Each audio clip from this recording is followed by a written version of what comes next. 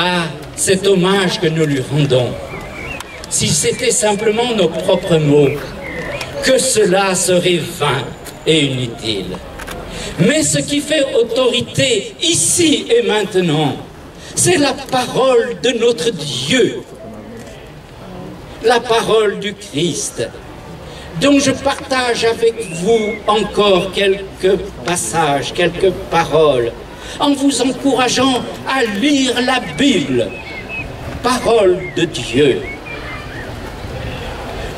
Ne vous affligez pas, nous dit le Seigneur, ne vous affligez pas, ne vous attristez pas comme ceux qui sont sans espérance. Le salaire du péché, c'est la mort, mais le don de Dieu, c'est la vie éternelle en Jésus-Christ notre Seigneur. Jésus-Christ a vaincu la mort. Il a mis en évidence la vie et l'immortalité par l'Évangile. Il est mort pour nos péchés et ressuscité pour notre justification. Je suis la résurrection et la vie, nous dit le Christ. Celui qui croit en moi vivra quand bien même il serait mort. Et quiconque vit et croit en moi ne mourra jamais. Les souffrances du temps présent ne sont rien auprès de la gloire qui doit nous advenir. Celui qui a ressuscité le Seigneur Jésus nous ressuscitera aussi avec lui. Que Dieu bénisse pour nous la lecture de sa parole.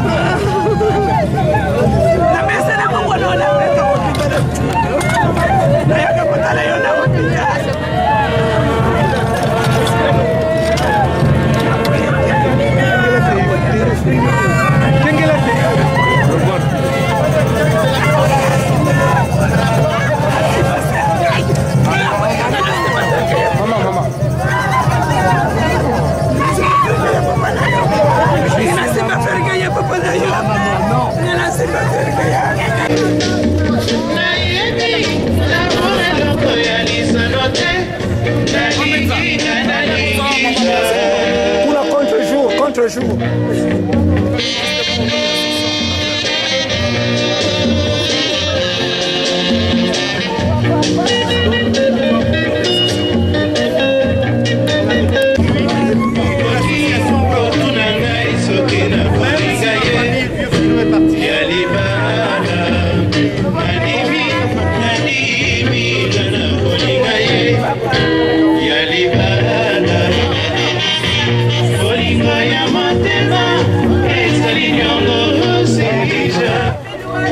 Alors, mes chers parents, nous avons ici l'association de Saint-Cyr-École qui vont déposer une gerbe de fleurs pour leur doyen. Alors, nous avons ici une grosse couronne que les enfants ont offerte. Nous avons ici l'ancien maire adjoint qui est ici pour accompagner l'association de Congolais de Saint-Cyr. Et surtout son ami. Et c'était surtout son ami. Mes chers parents, on peut pour nous parler ici des heures et des heures, mais il nous faut qu'on puisse aussi finir le travail. Alors on va se dire au revoir. Vous pouvez donc partir parce que nous allons maintenant commencer à fermer. Merci. Merci.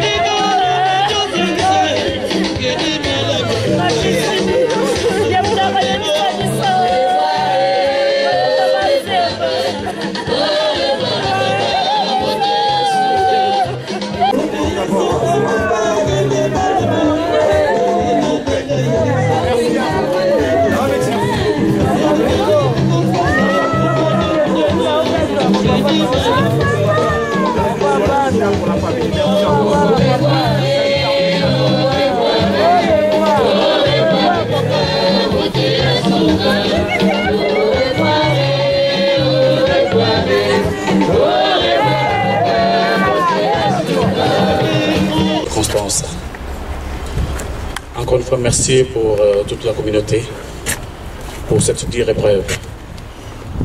Je prends la parole en tant que président de l'association congolaise de Saint-Cyr. Celui qui vient de nous quitter fut notre doyen. Il était le doyen de l'association. De son vivant, nous avons bénéficié vraiment de ses conseils. Là, il va nous manquer. Vraiment, il va nous manquer. Tellement la circonstance est dure, je manque même des mots. Je n'ai rien préparé tellement que j'étais pris dans les occupations, dans tout ce qui est comme démarche. Là, ce qui sort de ma bouche, c'est l'émotion, ça vient du cœur.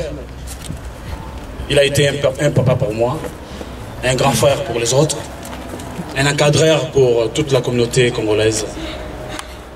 Il va nous manquer gravement. Au nom de toutes